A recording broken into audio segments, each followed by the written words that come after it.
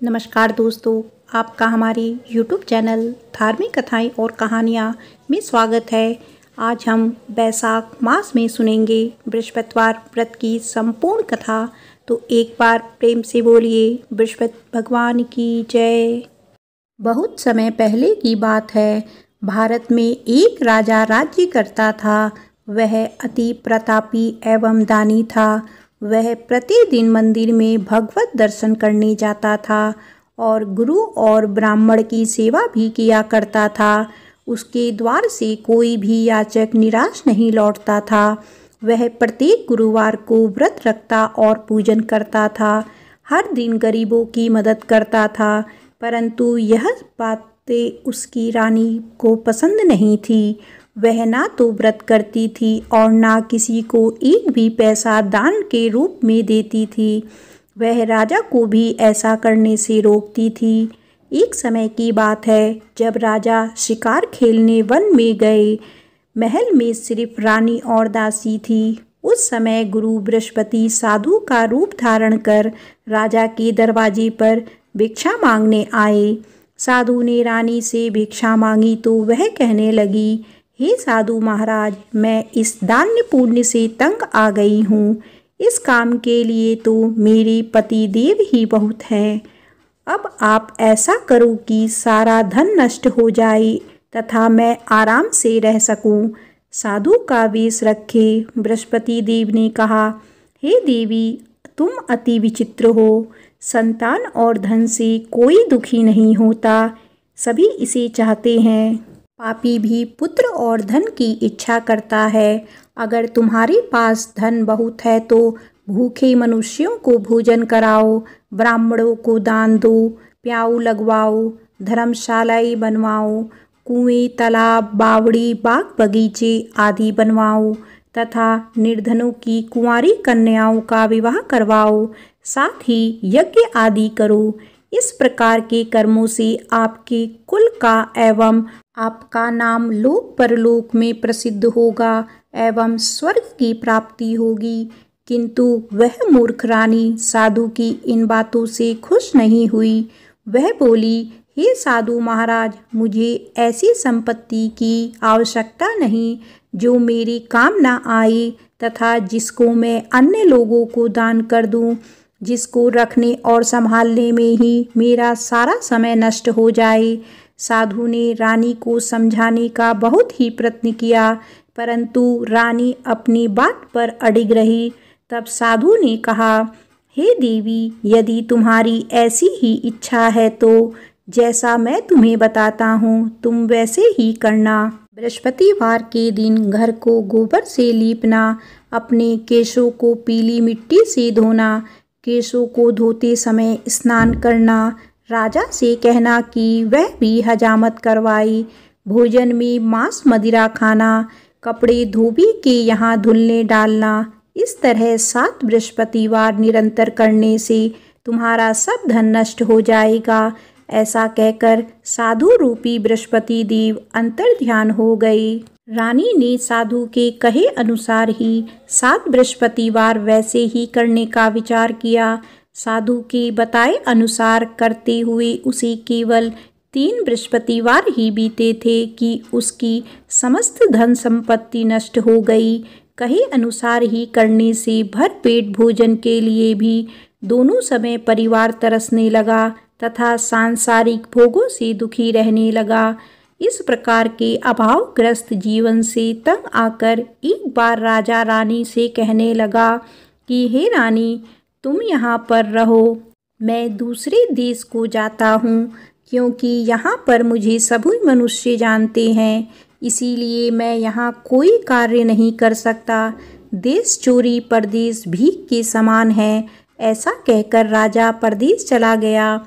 वहाँ जंगल में लकड़ी काट कर लाता और उन्हें शहर में बेचकर जीवन यापन करने लगा। राजा के जाने के पश्चात इधर उसके बिना रानी और दासी दुखी रहने लगी। किसी दिन भोजन मिलता तो किसी दिन जल पीकर ही रहना पड़ता। एक समय रानी और दासी को 7 दिन बिना भोजन के व्यतीत हो गए तो रानी अपनी दासी से बोली, हे दासी, यहाँ समीप के ही नगर में मेरी बहन रहती है जो बहुत धनवान है। तू उसके पास जा और वहाँ से 5 सेर भेजर मांग कर लिया, जिससे कुछ समय के लिए गुजर बसर हो जाएगी। दासी उसकी बहन के पास गई। बृहस्पतिवार का दिन था। रानी की बहन उस समय ध्यान मग्न होकर पूजा कर रही थी।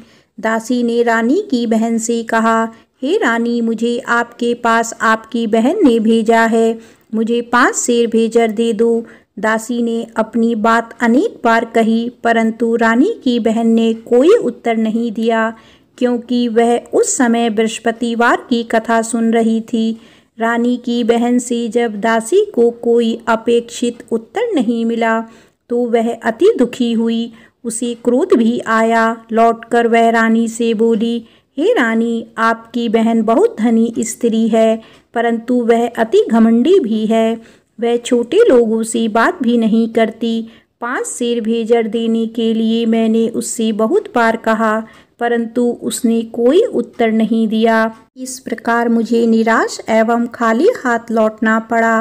रानी बोली, हे दासी, इसमें मेरी बहन की किसी प्रकार का कोई दोष नहीं है। जब बुरे दिन आते हैं तब कोई सहारा नहीं देता, अपने पराये हो जाते हैं। अच्छे बुरे का ज्ञान विपत्ति में ही होता है। जो ईश्वर की इच्छा होगी वही होगा। यह सब हमारी भाग्य का दोष है। उधर पूजा समाप्त होने के पश्चात रानी की बहन ने सोचा कि मेरी बहन की दासी आई थी, परंतु मैंने उसे कोई उत्तर नहीं दिया। इससे वह बहुत दुखी हुई होगी। कथा सुनकर तथा विष्णु भगवान का प्रसाद ग्रहण कर वह अपनी बहन के घर आई तथा बोली, हे बहन, मैं बृहस्पतिवार का व्रत कर रही थी। तुम्हारी दासी आई, परंतु कथा समाप्त होने से पूर्व ना उठते हैं और ना ही बोलते हैं, इसीलिए मैं नहीं बोली। बताओ दासी, किस कार्य से मेरे पास गई थी? रानी बोली, बहन, हमारे घर अनाज नहीं था तथा राजा परदेश गए हुए हैं। वैसे तुमसे कोई बात छिपी नहीं है, इस कारण मैंने दासी को तुम्हारे पास 5 सेर भेजर लेने के लिए भेजा था। इस पर रानी की बहन बोली, हे बहन, बृहस्पति भगवान सबको मनवांछित फल देते हैं। देखो, शायद तुम्हारे घर में किसी कोने में अनाज रखा हो। यह सुनकर रानी की बहन की बातें से विस्मित होकर दासी घर के अंदर गई तो वहाँ उसे एक घड़ा भेजर का भरा मिला। उसे बड़ा ही आश्चर्य हुआ, क्योंकि उसके अनुसार घर का एक एक बर्तन अन्न से खाली था। उसने बाहर आकर रानी को सारा वृत्तांत सुनाया। दासी अपनी रानी से कहने लगी, हे रानी, देखो, वैसे भी हमको जब अन्न नहीं मिलता तो वह भी व्रत समान ही है। अगर इनसे व्रत की विधि तथा कथा पूछ ली जाए तो बृहस्पतिवार का व्रत हम भी किया करेंगे। और फिर दासी के कहने पर रानी ने अपनी बहन से बृहस्पतिवार व्रत पूजन विधि एवं नियमों के बारे में विस्तार से पूछा। उन्होंने बताया, जो बृहस्पतिवार के व्रत में चने की दाल और मुनक्का से विष्णु भगवान का केले की जड़ में पूजन कर दीपक जलाता है, पीला भोजन करता है, पीले वस्त्र धारण करता है तथा प्रेम पूर्वक बृहस्पति भगवान की कथा सुनता है, इस प्रकार करने से गुरु भगवान उस भक्त से प्रसन्न होते हैं, धन अन्न पुत्र देते हैं, मनवांछित मनोकामना पूर्ण करते हैं। व्रत एवं पूजन की विधि बताकर रानी की बहन अपने घर लौट गई। तत्पश्चात रानी और दासी दोनों ने निश्चय किया कि बृहस्पति देव भगवान का व्रत एवं पूजन जरूर करेंगे। 7 दिन पश्चात जब बृहस्पतिवार आया तो दोनों ने व्रत रखा। दासी घुड़साल में जाकर चना और गुड़ बीन लाई और उसकी दाल बनाकर केले की जड़ में विष्णु भगवान का पूजन किया। अब भोजन पीला कहाँ से आए, यह सोचकर दोनों बड़ी दुखी हुई, परंतु उन्होंने व्रत किया था, इसीलिए बृहस्पति भगवान उनसे प्रसन्न थे। एक साधारण व्यक्ति के रूप में वे 2 थालों में सुंदर पीला भोजन लेकर आए और दासी को देकर बोले, हे दासी, यह भोजन तुम्हारी और रानी के लिए है, तुम दोनों ही इसे ग्रहण करना। दासी भोजन पाकर अति प्रसन्न हुई और रानी से बोली, हे रानी, भोजन कर लो। रानी को भोजन के विषय में कुछ पता नहीं था, इसीलिए वह दासी से बोली, जा तू ही भोजन कर, क्यों तू व्यर्थ में हमारी हंसी उड़ाती है। दासी बोली, हे रानी, एक व्यक्ति भोजन दे गया है। रानी बोली, वह भोजन तेरे लिए ही दे गया है, इसीलिए तू ही भोजन कर। दासी ने कहा, हे रानी, वह व्यक्ति हम दोनों के लिए ही 2 थालों में भोजन देकर गया है, अतः मैं और आप दोनों ही साथ साथ भोजन करेंगी। दोनों ने गुरु भगवान का धन्यवाद एवं नमस्कार कर भोजन आरंभ किया। इसके बाद से दोनों प्रत्येक बृहस्पतिवार को गुरु भगवान का व्रत और पूजन करने लगी। बृहस्पति भगवान की कृपा से उन दोनों की भोजन एवं धन की कमी दूर हो गई, परंतु रानी फिर पुनः पहली प्रकार से आलस करने लगी। तब दासी ने कहा, हे रानी, आप पहले भी इसी प्रकार आलस्य करती थी। आपको धन संभालने एवं दान देने में कष्ट होता था, इसी कारण सभी धन नष्ट हो गया और हमारी ऐसी दुर्दशा हो गई। अब गुरु भगवान की कृपा से धन मिला है तो आपको फिर आलस हो रहा है। बड़े कष्टों के बाद आपने यह धन पाया है, इसीलिए आपको दान पुण्य करना चाहिए। भूखे मनुष्यों को भोजन कराओ, ब्राह्मणों को दान दो, प्याऊ लगवाओ, कुआं, तालाब, बावड़ी आदि का निर्माण कराओ, कुंवारी कन्याओं का विवाह करवाओ, मंदिर पाठशाला बनाकर दान दो, धन को शुभ कार्यों में खर्च करो, जिससे आपके कुल का सम्मान बढ़े तथा आपको स्वर्ग प्राप्त हो एवं आपके पितृ प्रसन्न हो। दासी की बात मानकर रानी ने इसी प्रकार के सत्कर्म करने प्रारंभ कर दिए। इस प्रकार करने से उसका काफी यश फैलने लगा। कुछ दिनों के बाद एक दिन रानी और दासी आपस में विचार करने लगी कि ना जाने राजा किस दशा में होंगे, उनकी कोई खबर नहीं है। रानी राजा की कोई खबर ना पाकर उदास रहने लगी। गुरु भगवान से उन्होंने प्रार्थना की और भगवान ने रात्रि में राजा को स्वप्न में दर्शन देकर कहा, हे राजा, उठ, तेरी रानी तुझको याद करती है, अब अपने देश लौट जा। राजा प्रातःकाल उठा। वह सोचने लगा कि मैं किस प्रकार रानी के पास खाली हाथ जाऊं, मेरे पास तो कुछ भी नहीं है। स्त्री जाति खाने और पहनने की ही साथी होती है, पर प्रभु की आज्ञा मानकर वह अपने नगर चलने को तैयार हुआ। प्रदेश में राजा बहुत दुखी रहने लगा।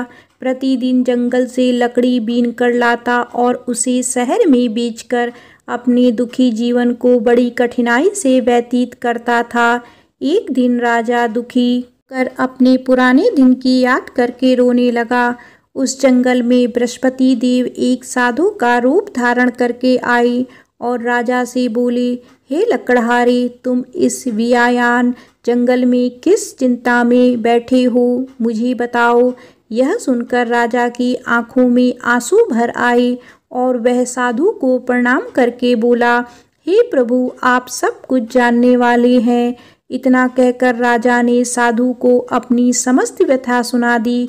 तब साधु रूपी गुरु भगवान राजा से बोले, हे राजन, तुम्हारी पत्नी ने बृहस्पतिवार के दिन बृहस्पति देव का अपमान किया था, जिसके कारण तुम्हारी यह दुर्दशा हुई।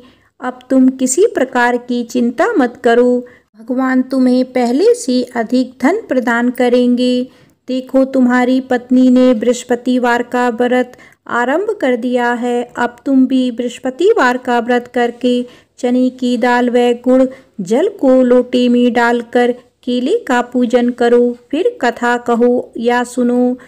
भगवान तुम्हारी सभी इच्छाएं की पूर्ति करेंगे।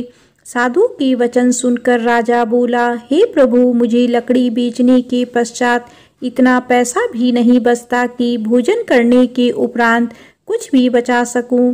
मैंने रात्रि में अपनी रानी को व्याकुल एवं व्यथित देखा है। मेरे पास कोई साधन नहीं जिससे उसका समाचार भी जान सकूं। इसके अतिरिक्त मैं बृहस्पति देव की कथा भी नहीं जानता, जिसे कह या सुनकर मैं व्रत धारण कर भगवान बृहस्पति देव का पूजन कर सकूं। साधु ने कहा, हे राजा, तुम किसी बात की चिंता ना करो। बृहस्पतिवार के दिन तुम नित्य की भांति लकड़ियां लेकर शहर में जाओ। तुम्हें रोज से दुगना धन प्राप्त होगा, जिससे तुम भली भांति भोजन कर लोगे तथा गुड़ एवं चने का प्रसाद खरीदकर बृहस्पति देव की पूजा भी कर सकते हो। बृहस्पतिवार की कहानी इस प्रकार से है। प्राचीन समय में एक बहुत ही निर्धन ब्राह्मण था। उसके कोई संतान नहीं थी। ब्राह्मण नित्य पूजा पाठ करता। ब्राह्मण स्वभाव से दयालु तथा धार्मिक विचारों वाला व्यक्ति था, परंतु उसकी पत्नी बहुत मलिनता के साथ रहती थी। वह ना तो स्नान करती थी और ना किसी देवता की पूजा करती। सुबह उठते ही सर्वप्रथम भोजन करती, बाद में घर के अन्य कार्य करती। अपनी पत्नी की ऐसी आदत के कारण ब्राह्मण देवता बहुत दुखी थे। वह अपनी पत्नी को बहुत समझाते, किंतु उसका कोई परिणाम ना निकलता। भगवान की कृपा से ब्राह्मण की स्त्री के कन्या उत्पन्न हुई। वह कन्या ब्राह्मण के घर में बड़ी होने लगी। वह बालिका प्रातःकाल ही स्नान करके भगवान विष्णु का जप करती, बृहस्पतिवार का व्रत भी करने लगी। पूजा पाठ समाप्त कर पाठशाला जाती तो अपनी मुट्ठी में जौ भर कर ले जाती और पाठशाला जाने के रास्ते में डालती जाती। भगवान बृहस्पति की कृपा से वही जौ स्वर्ण के हो जाते थे, तो लौटते समय उनको बीनकर घर ले आती। एक दिन वह बालिका सूप में उन सोने के जौ को फटक कर साफ कर रही थी। तभी उसकी माँ ने उसे देख लिया और कहा, हे बेटी, सोने के जौ को फटकने के लिए सूप भी सोने का ही होना चाहिए। दूसरे दिन बृहस्पतिवार था। कन्या ने व्रत रखा और भगवान बृहस्पति से प्रार्थना करके कहा, हे प्रभु, यदि मैंने सच्चे मन से श्रद्धा पूर्वक आपका पूजन एवं व्रत किया हो तो कृपया करके मुझे सोने का सूप दे दो। बृहस्पति देव ने उसकी प्रार्थना स्वीकार कर ली। नित्य की भांति वह कन्या जौ फैलाती हुई पाठशाला चली गई। पाठशाला से लौटते कर जब वह जौ बीन रही थी तो बृहस्पति भगवान की कृपा से उसे सोने का सूप प्राप्त हुआ। उस सोने के सूप को वह घर ले आई और उसमें जौ साफ करने लगी, परंतु उसकी माँ का आचरण वैसा ही रहा। एक दिन वह कन्या सोने के सूप में जौ साफ कर रही थी। उसी समय अचानक उस नगर का राजकुमार वहां से होकर निकला। कन्या के रूप एवं कार्य को देखकर राजकुमार कन्या पर मोहित हो गया। राजमहल लौटकर राजकुमार अन्न तथा जल त्याग कर उदास होकर लेट गया। राजा को जब अपने पुत्र द्वारा अन्न जल त्यागने का समाचार प्राप्त हुआ तो अपने मंत्रियों के साथ वह राजकुमार के पास आई और बोली, हे बेटा, तुम्हें किस बात का दुख है? किसी ने तुम्हारा अपमान किया है अथवा कोई और कारण है तो मुझे बताओ, मैं वही करूँगा जिससे तुम प्रसन्न होगे। राजकुमार ने अपने पिता की बातें सुनी तो वह बोला, आपकी कृपा से मुझे किसी प्रकार का कष्ट नहीं है। किसी ने मेरा अपमान भी नहीं किया है, परंतु मैं उस कन्या के साथ विवाह करना चाहता हूँ जो सोने के सूप में सोने के जौ फटक रही थी। यह सुनकर राजा आश्चर्य में पड़ गया और बोला, हे राजकुमार, इस तरह की कन्या का पता तुम लगाकर मुझे बताओ, मैं तुम्हारा विवाह उसके साथ अवश्य ही करा दूंगा। राजकुमार ने प्रसन्न होकर राजा को उस ब्राह्मण कन्या के घर का पता बताया। राजा के आदेश पर मंत्री उस कन्या के घर गया और राजा को आदेश ब्राह्मण को कह सुनाया। 6 दिन बाद ब्राह्मण की कन्या का विवाह राजकुमार के साथ हो गया। घर से कन्या के विदा होते ही उस ब्राह्मण के घर में पहले की तरह निर्धनता वापस आने लगी। अब भोजन के लिए अनाज भी बड़ी मुश्किल से मिलता था। एक दिन दुखी होकर ब्राह्मण देवता अपनी बेटी से मिलने गए। बेटी पिता की ऐसी अवस्था को देखकर अत्यंत दुखी हुई और उसने अपनी माँ का समाचार पूछा। ब्राह्मण ने पुत्री को सभी हाल कह सुनाया। पुत्री ने अपने पिता को बहुत सा धन देकर विदा कर दिया। इस प्रकार ब्राह्मण का कुछ समय सुखपूर्वक व्यतीत हुआ, लेकिन धन समाप्त होने के बाद स्थिति पूर्ववत हो गई। ब्राह्मण फिर अपनी पुत्री के यहाँ गया और उससे सभी हाल कह सुनाया। पुत्री बोली, हे पिताजी, आप अपने साथ माताजी को यहाँ लिया लाओ। मैं उन्हें वह विधि बता दूंगी जिससे दरिद्रता दूर हो जाएगी।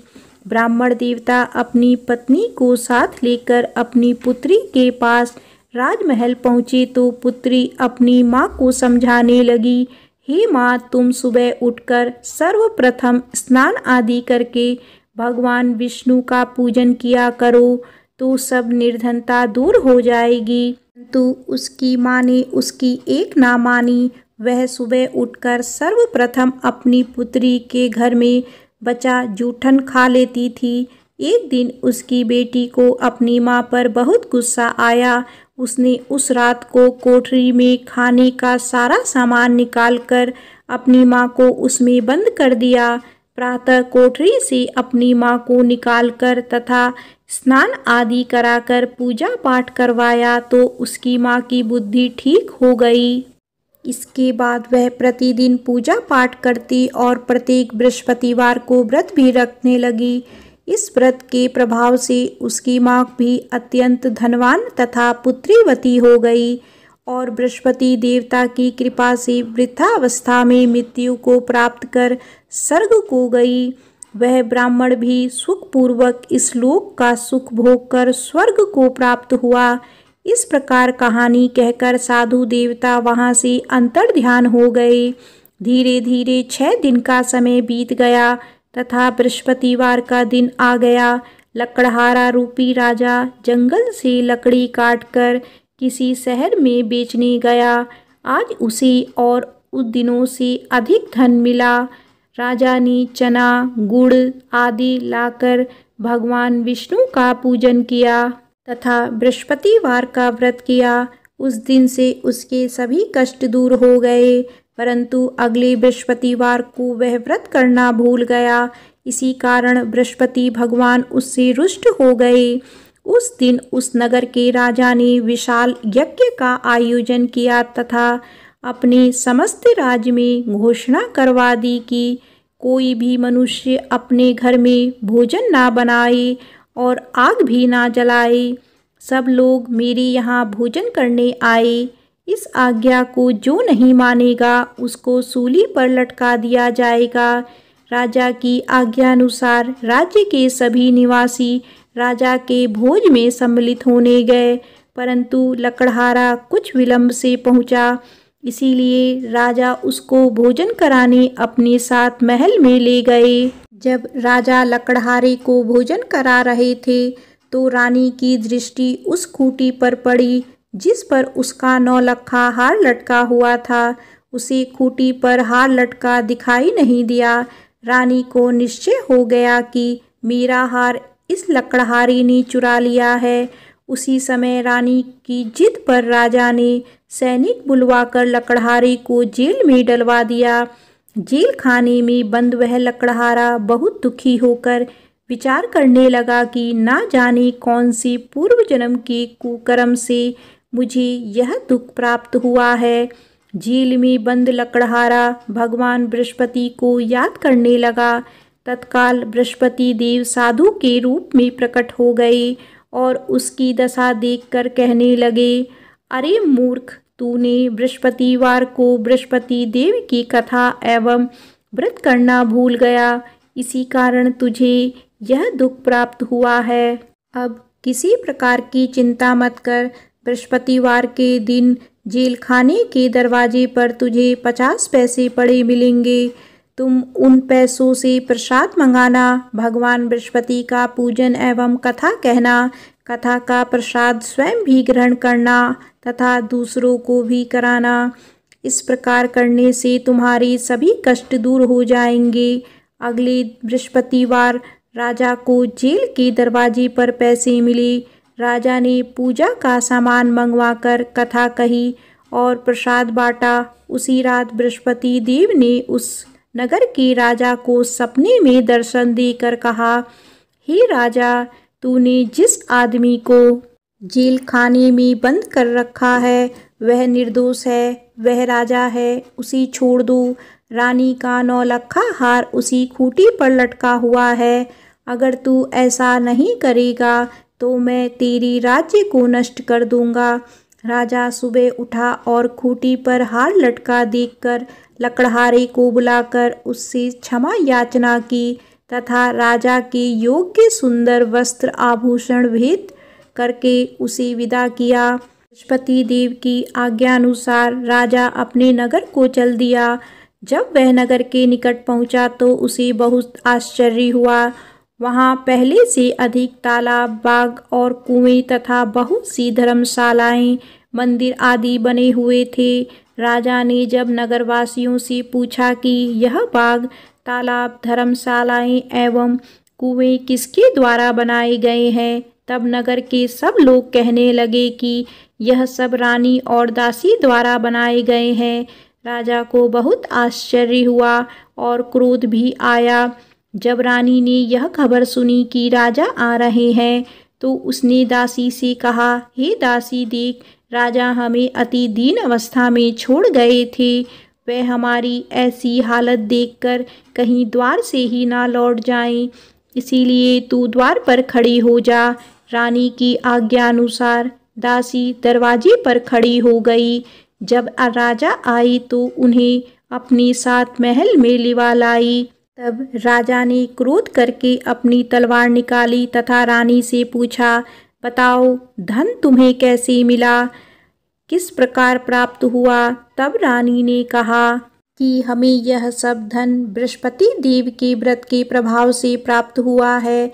अब राजा ने निश्चय किया कि 7 दिन बाद तो सभी बृहस्पति देव का पूजन करते हैं, परंतु मैं प्रतिदिन में 3 बार कथा कहा करूँगा तथा नित्य व्रत किया करूँगा। अब हर समय राजा के दुपट्टे में चने की दाल बंधी रहती तथा दिन में 3 बार वह कथा कहता। ऐसे ही एक दिन राजा ने विचार किया कि चलो अपनी बहन के यहाँ हो आवे। ऐसा निश्चय कर राजा घोड़े पर सवार होकर अपनी बहन के यहाँ चल दिया। मार्ग में उसने देखा कि कुछ आदमी एक मुर्दे को लिए जा रहे हैं। उन्हें रोककर वह कहने लगा कि अरे भाई, कुछ देर मेरी बृहस्पतिवार की कथा सुन लो। वे बोले, लो, हमारा आदमी मर गया है, इसको अपनी कथा की पड़ी है। परंतु कुछ आदमी बोले, अच्छा कहो, हम तुम्हारी कथा भी सुनेंगे। राजा ने दाल निकाली और कथा कहनी शुरू कर दी। जब कथा आधी हो गई तो मुर्दा हिलने लगा और जब कथा समाप्त हुई तो राम राम करके वह मुर्दा खड़ा हो गया। राजा आगे चला। उसे चलते चलते शाम हो गई। आगे मार्ग में उसे एक किसान खेत में हल चलाता मिला। राजा उससे बोला, अरे भैया, तुम मेरी बृहस्पतिवार की कथा सुन लो। किसान बोला, जब तक मैं तेरी कथा सुनूंगा तब तक 4 हरैया जोत लूँगा। जाओ भैया, तुम अपनी कथा किसी और को सुनाना। राजा आगे चलने लगा।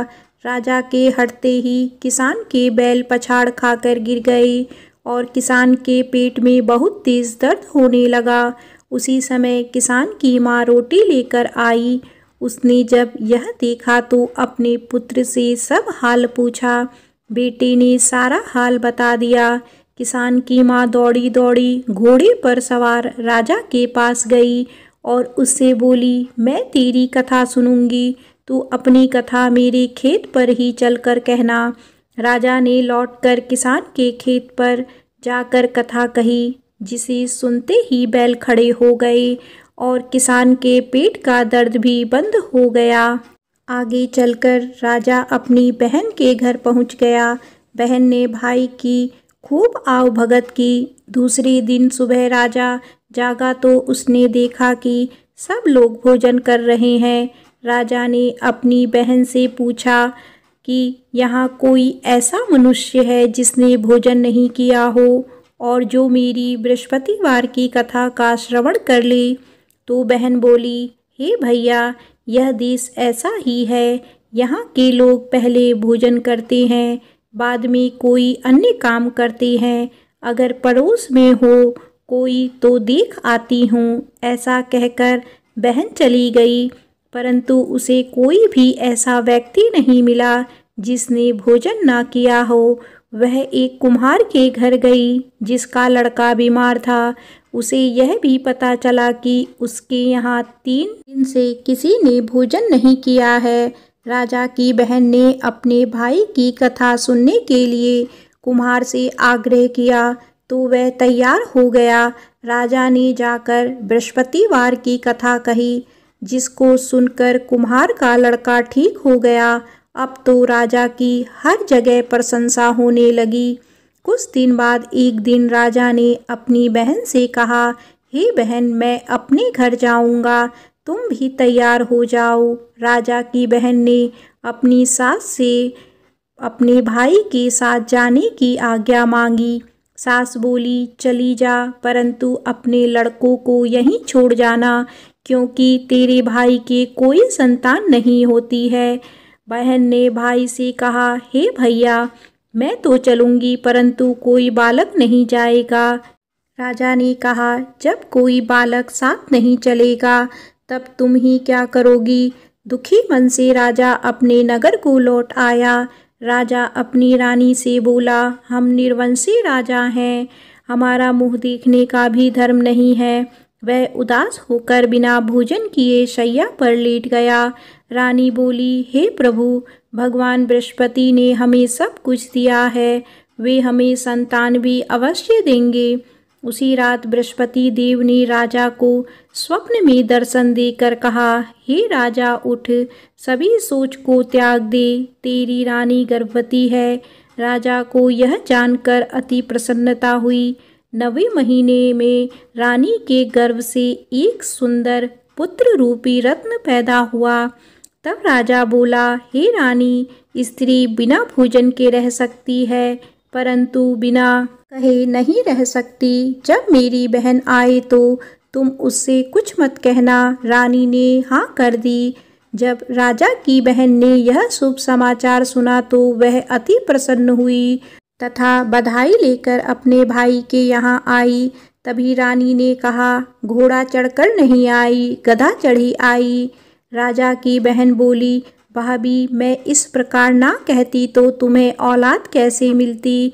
भगवान बृहस्पति ऐसे ही हैं, जैसे जिसके मन में कामनाएं हैं सभी को पूर्ण कर मनवांछित फल देते हैं। जो श्रद्धा पूर्वक बृहस्पतिवार का व्रत करता है एवं कथा पढ़ता है अथवा सुनता है और दूसरों को सुनाता है, बृहस्पति देव उसकी सभी मनोकामनाएं पूर्ण करते हैं। बृहस्पति देव उनकी सदैव रक्षा करते हैं। जो श्रद्धा एवं संपूर्ण आदर भाव से बृहस्पति देव का पूजन एवं सच्चे दिल से व्रत करते हैं, उनकी सभी मनोकामनाएं पूर्ण होती हैं। सच्चे मन एवं हृदय से रानी और राजा ने बृहस्पति देव की कथा का गुणगान किया। उनकी सभी इच्छाएं बृहस्पति देव ने पूरी की। इसीलिए सबको कथा कहने अथवा सुनने के बाद बृहस्पति भगवान का प्रसाद ग्रहण करना चाहिए तथा सच्चे मन एवं भावना से भगवान बृहस्पति का ध्यान करते हुए सदा उनकी जय जयकार करनी चाहिए। बोलिए बृहस्पति भगवान की जय।